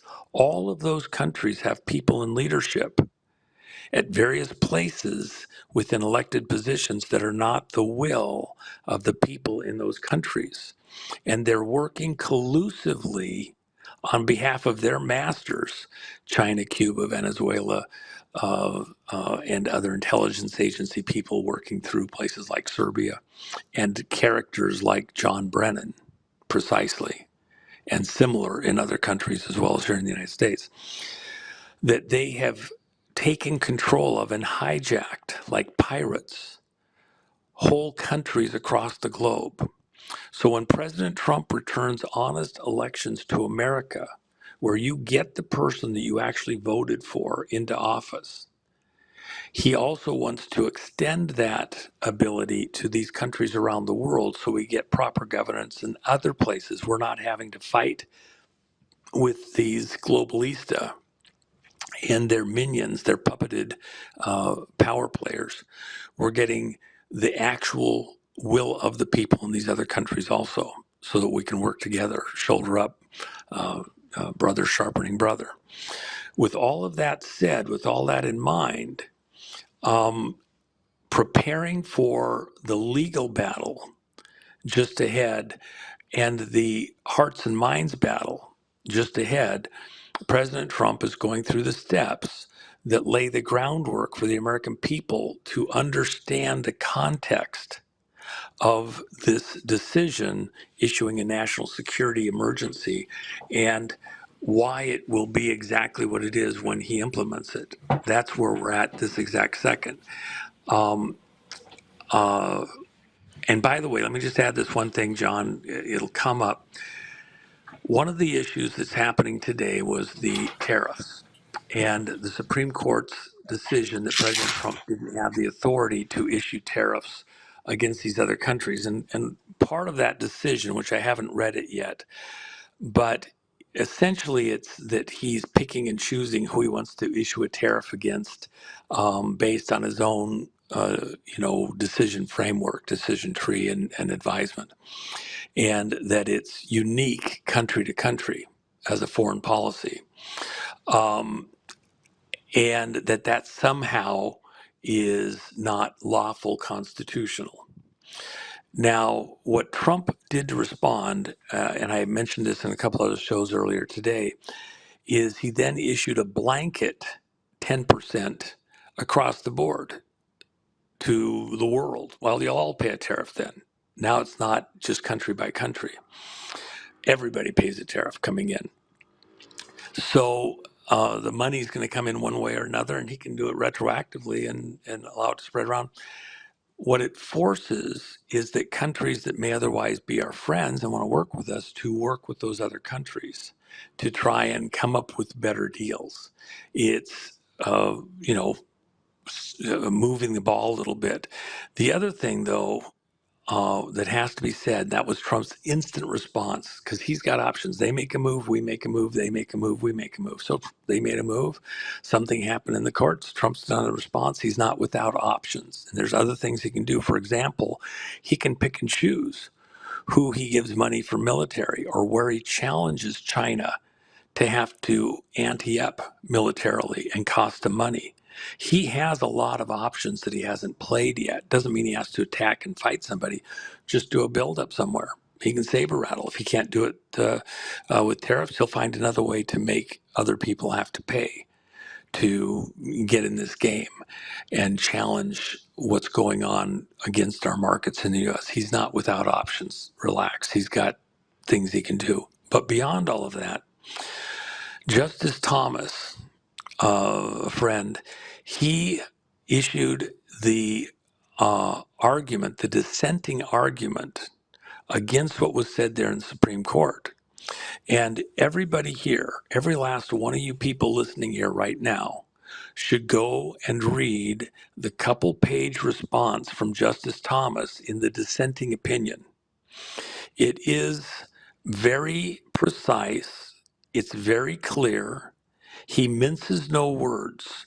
What the Supreme Court did in going against President Trump on the tariffs has no basis constitutionally or as a legacy from other actions legally. That this is an unprecedented and anti-constitutional decision on the part of the Supreme Court. Other courts have found exactly the opposite, that President Trump was precisely within his authorities, and Justice Thomas cites actions by President Nixon, which were agreed with and which Congress agreed with. So this is completely unhinged and over the top. Now let me tie it back to elections.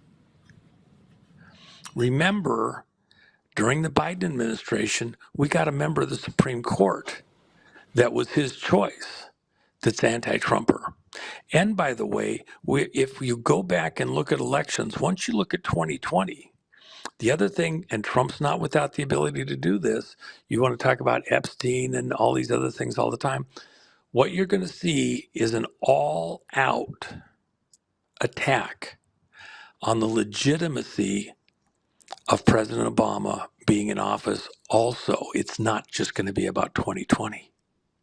It's going all the way back to Obama coming into office, and who were the players and what was the involvement to cook the vote all the way back to him coming into office, because he's a creation of the CIA. Yes. He is a creation of the crowd around Brennan. And so this will take some time. It won't be built out instantly, but you're going to see an attack on that. And then who got into office? Who got into the Supreme Court under Obama? The court, those members of the court who have made a decision that is absolutely in conflict with the Constitution of the United States, are going to be challenged not by Trump, but by the election information. And it won't stop at 2020. It's going to take a little time to build this out and the people behind it. Why would you go after Brennan first? Because you want to go after the intelligence agencies. Oh, the CIA has 100 ways to attack you. Don't go after them because they got 100 ways to slice and dice you and take you out if you go after them. Well, you know what? They are front and center, those players within the intelligence agencies, including collaboration, collusion, specifically and precisely going into the City of London and into England, are front and center with what's going to happen next, because not Trump, but people around Trump and people that have been at this for a very long time and gaming this out in a very precise technical way, understand if you're going to have a court that's going to be an activist court and it's going to go after the Constitution by issuing decisions like you just had today that are unconstitutional, that are anti-constitutional, then we're going to have to go after those justices and the basis for even getting them into office, which goes back to elections. Elections matter. The people that get on the court They do. matter. And if they had It their way, matters. by the way, if Biden had a second term, if Kamala had been the president, if they won in 2028, they would pack the Supreme Court with a bunch of liberals that would never come to a good decision. They'd have all sorts of options, and you'd lose the core of America over at the Supreme Court. So what President Trump and the team around him are going to do is go after the legitimacy of the Supreme Court. And by the way, although it's not in play right now, it's been shelved. That was the point of the Brunson administration, or the Brunson legal action that went before the Supreme Court, and they decided not to hear it. It got docketed, but then they decided not to hear it. That could be pulled out at any point in time. One of the things that's not very well known is within one of the actions, 3 of the Supreme Court justices had to withdraw from any of the decision because of conflicts. Now, there's stuff that's in play that could bring that back as an issue. We are far from done. There's so much drama in the weeks and months ahead, to the point where, let me just say this as a final closing statement here, John. President Trump last week announced to the world at the National Prayer Breakfast that he was calling on Americans, to come to Washington, D.C. on May 17th into the National Mall. He was asking Americans to come there to rededicate America to God, to godliness, to a righteous nation, doing righteous things. That we all show up in prayer before God Almighty to rededicate America. And then beyond that, on the 17th of May, which I hope many of the people in this audience will decide to be present, just like they were there on January 6th. Well over 1 million, probably closer to 2 million people were there on January 6th when an illegal, unlawful, fraudulent election from 2020 was certified by a bought and paid for captured Congress. And with chicanery and magic to seal the deal, to certify an uncertifiable election in 2020, putting Biden into office. That's why the American people were there on January 6, 2021. Now, President Trump is asking for those same people and more to come on May 17th to rededicate ourselves. You know, like couples sometimes redo their vows after they've been married for many years, to, seal the deal again. We do that, but then it doesn't stop there. For the next 49 days, that day inclusive and July 4th, that we be in prayer. 7 times 7. Seven's Trump's number. You know, he became president in the 70th year, 7th month, and 7th day of his life on planet Earth. That was his first full day in office, January 21, the day after the inauguration, January 21 of 2017. 777. He showed up at the office at 7 in the morning and got to work. He kind of likes that number. This 7 times 7 number, 49 days of prayer, of rededicating America, the follow on to that May 17th, which is a Sunday, call to rededication of us as a nation to God and his purposes. What's a godly purpose for the country?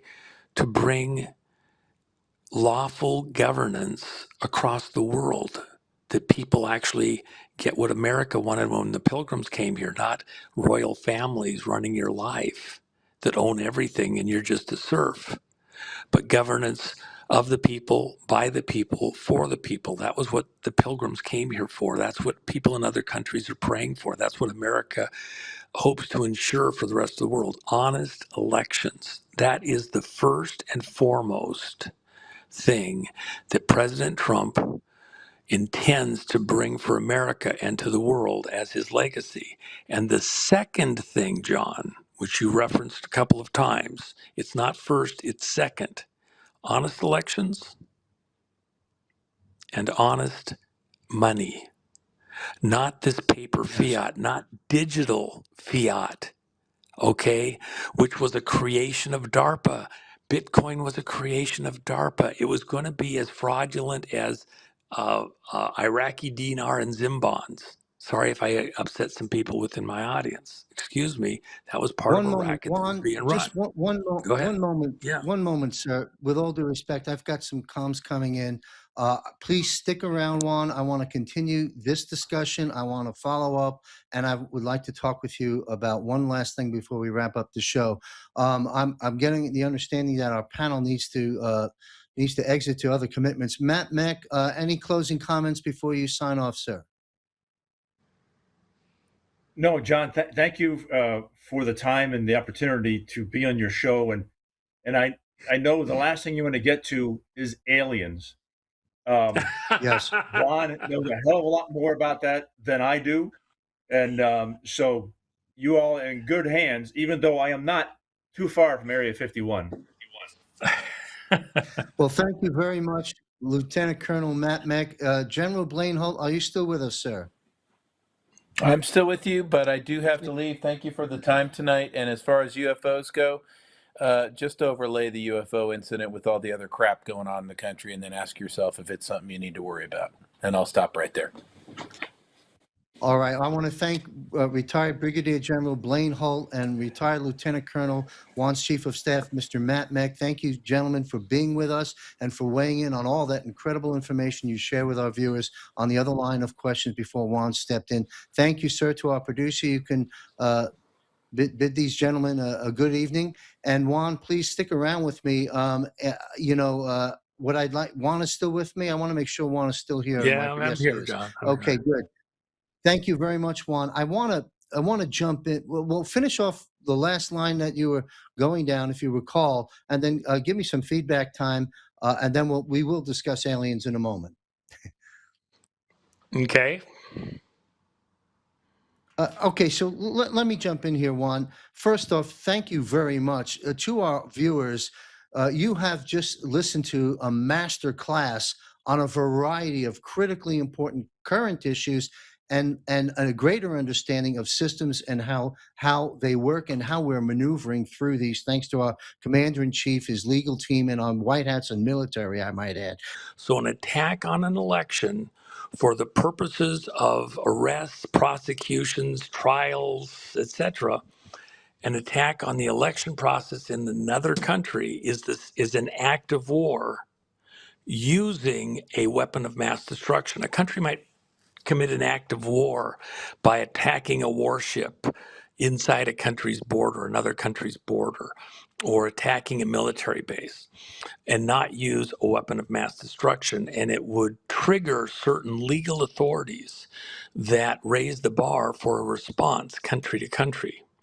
But if a country has used a weapon of mass destruction against another country, it raises a different legal threshold for reaction and for prosecution of those guilty in the leadership of a country waging war using a weapon of mass destruction. An attack on the elections by another country, one country to another, is an act of war in the same category as other weapons of mass destruction, which allows for a legally triggered response appropriate to that type of an attack.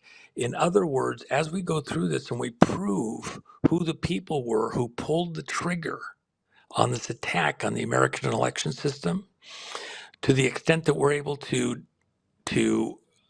discern who they were, their communications, their authorities to do these different things, we now have the legal ability to go into other countries, grab those people and bring them before an international court and try them for crimes against humanity. Okay?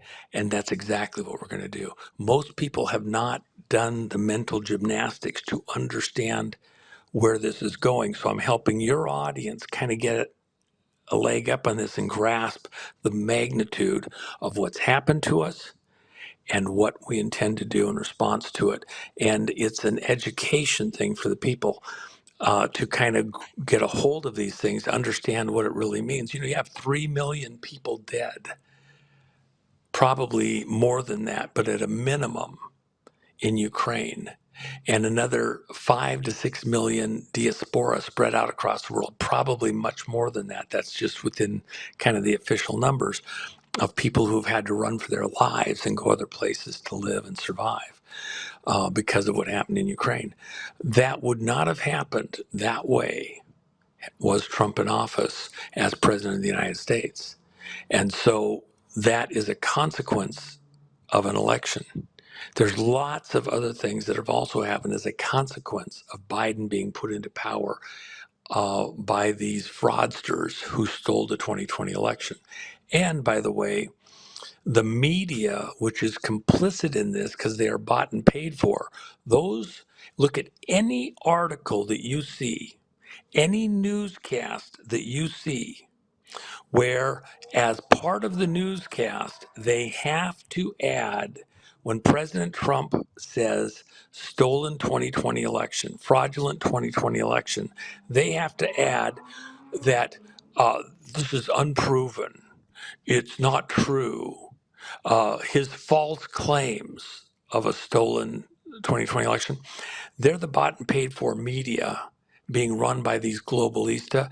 As soon as you see that line, you know they're working, not just trying to be unbiased, but they're working and bought and paid for by the other side with all their medical ads, with all their retirement ads, etc. That's how they're monetized by this globalist cabal, their financial ads.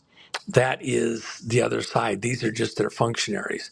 That's the fight we're in. So it's an information war. So what Trump is going to do, by the way, he's going to put the evidence out there in such a way that even those who currently say those kinds of things with every article, every newscast concerning the 2020, oh, false, they won't be able to say that anymore. They're going to have to change their speaking or shut up completely because the people just won't listen to them. Watch what happens next. And the consequence, by the way, of the Supreme Court's action is going to trigger going after the legitimacy of each and every one of those judges to even be in office and issue a decision that is at odds with the Constitution, as Justice Thomas pointed out very, very vehemently. I want our audience to take this is what a key summary takeaway that I'd like to focus our audience attention on from Juan's narrative here. So much good information there. Thank you very much, Juan. I want to state this: with this equivalent of a weapon of mass destruction attack against this nation, as well stated by Juan, with all the legality aspects of that as well. You stated a declaration. Look, folks, The odds of this passing through the system that our government is structured in, through the Senate and the Save America Act, are slim to none.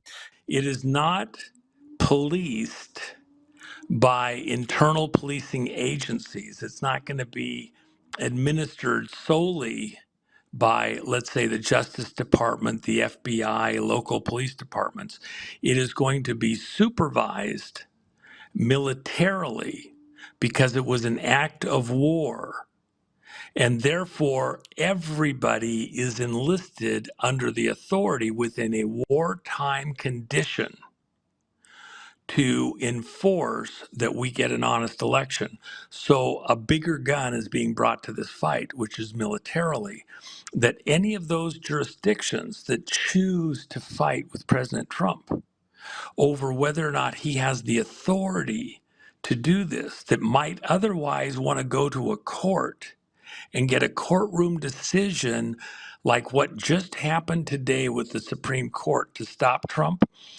When he declares a national security emergency exists, we have been attacked by an enemy, by countries outside of the United States. We are in a state of war with people who have attacked us within the election arena.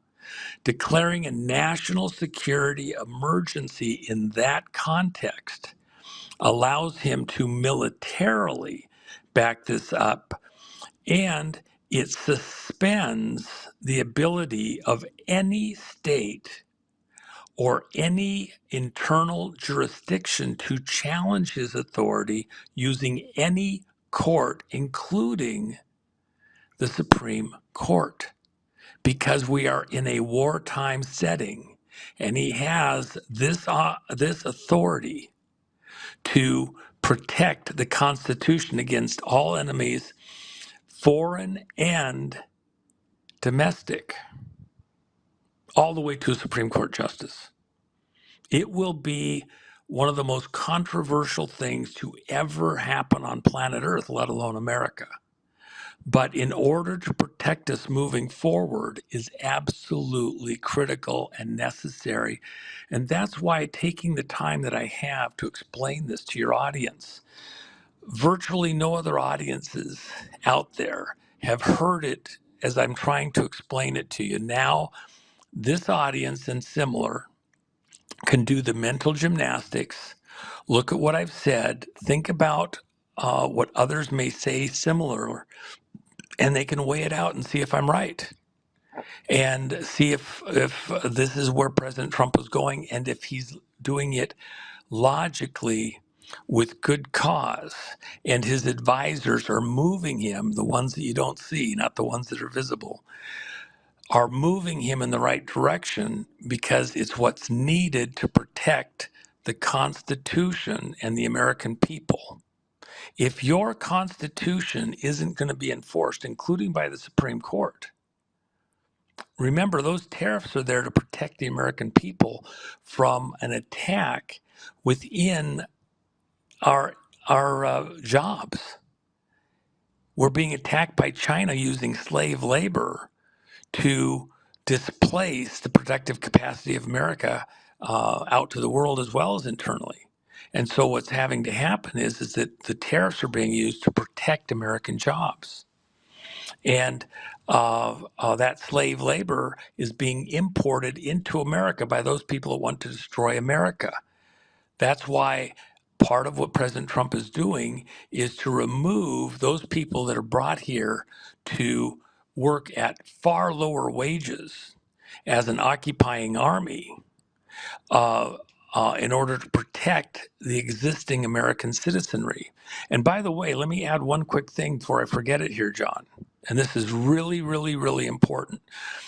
For many people, they're sitting out there, they're pontificating, well, those people need to live too. And they look, they've come in through the back door, the side door, the window, whatever. They didn't come through the front door.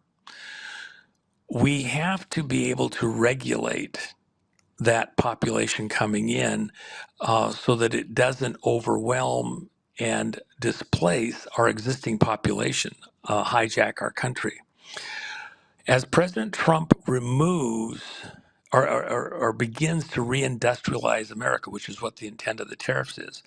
As we get um, mining and raw resources flowing again from inside the United States, our raw resources of production, as we get the industrial base spooled back up, building things here in America and creating jobs for young Americans and places for older Americans to return into the workforce and get to work. As we reinvent and reconstitute America and get us back on track again, what happens is that we're a machine. We need more people. We will want, as we get turned back on, as Reagan said, the business of America is business. As we get things working again correctly, we're going to want people to once again come here from the rest of the world and go through the process to be citizens. And in some occasions, they don't want to be a citizen, but there's work that we want them here for, and we're willing to do and give them the green card, let them work because they have skills that we can use that will help America. Get them in here.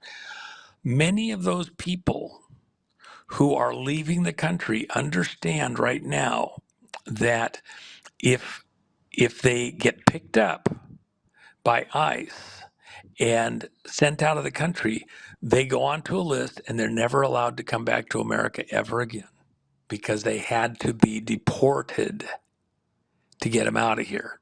They made us go to that expense and trouble. You're gone. You can't come back the rest of your life. I don't care that you have kids here that were born here. I don't care that you have assets and resources. You're gone. You're out.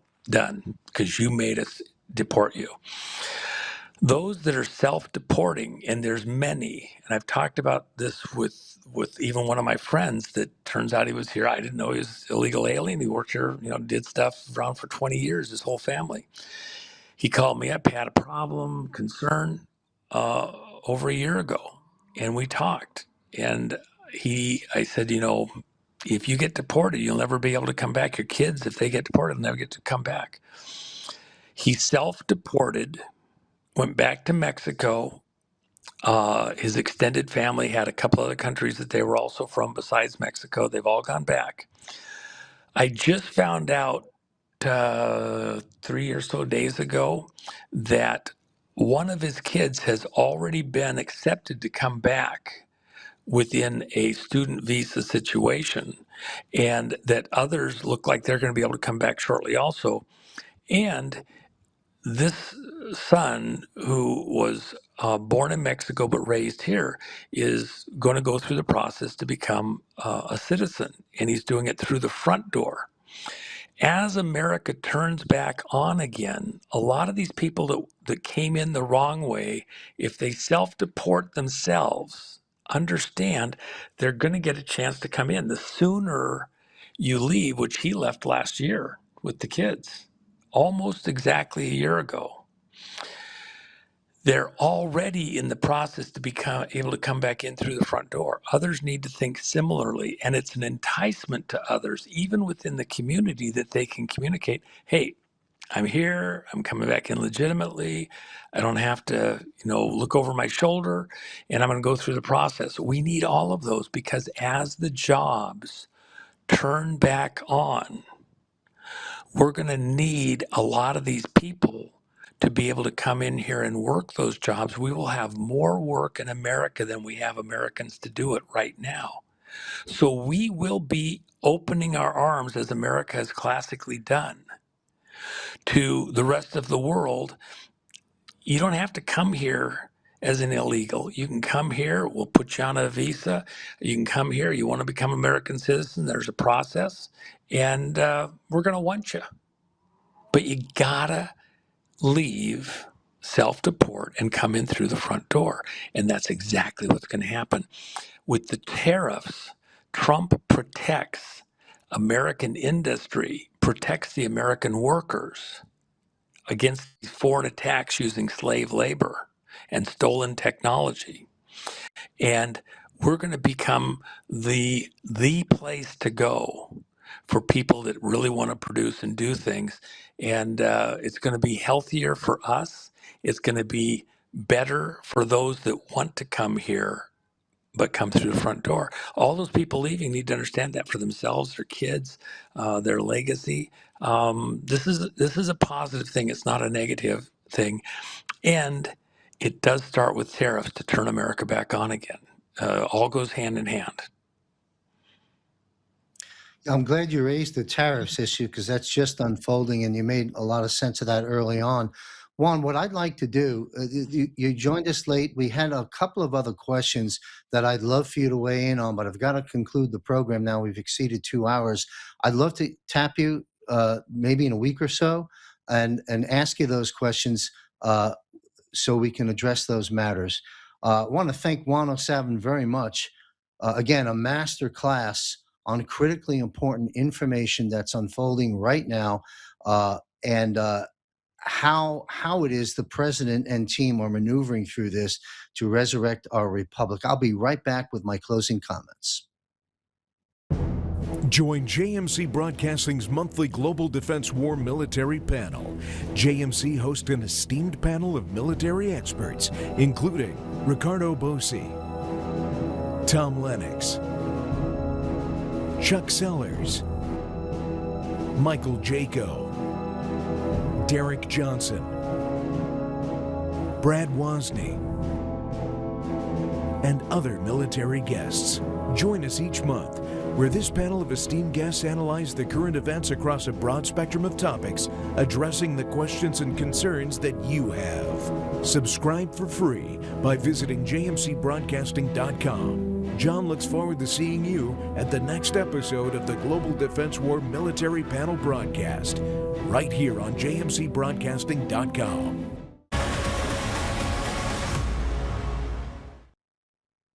All right, I want to wrap this broadcast up. We were unable to get to the alien question, and I know a lot of people are on the edge of their seat for that. Worry not. That Global Defense War panel that you just saw, we will be addressing that with those military experts. And again, I will be tapping Juan's shoulder and do a dedicated broadcast, just Juan and I, like I did for many, many years, to raise the questions that we addressed earlier on in this broadcast, as well as concluding with the alien issue. So stay tuned for that. I want to thank Juan O'Savin for the treasure trove of information, and I certainly want to thank Brigadier General Blaine Holt and retired Lieutenant Colonel Matt Meck for gliding us through the first portion of this broadcast. What I'd like to do at this point is, let's see, where would I want to wrap this up with? Well, let's talk about some announcements coming up. All right, there we go. Michael Jaco and John are joining us February 26th, 8 p.m. Eastern, Thursday night. This is a live Q&A for our premium members at jmcbroadcasting.com, strictly and solely for 1 hour for Michael Jaco to answer your questions in our private room. So come join us. Visit jmcbroadcasting.com. Learn about the options, free or premium subscription to join us. So folks, great episode, incredible time, very much dangerous time. Danger ahead, but I think you can see God's in control. We are in control, and we are going to get through this together. So stay alert, eyes wide open, ears to the ground, pray, plan, and prepare, and continue to do your part. And remember, where we go one, we go all. Be safe, and may God be with you.